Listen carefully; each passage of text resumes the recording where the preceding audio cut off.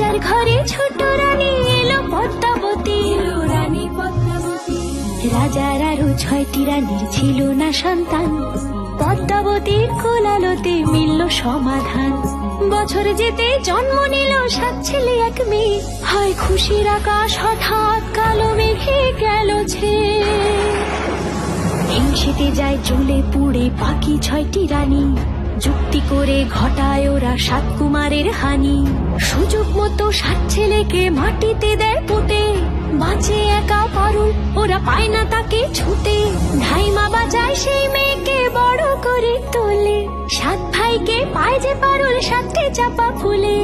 এত কিছুর পরেও রাজার বিপদ যে কাটে না, সূর্য নগরে সুখের সূর্য আর ওঠে না। হিংসা বিবাদ বিচ্ছেদ আর প্রেমের কাহিনীতে পারুল বোন কি পারবে 7 ভাই চম্পাকে জাগাতে।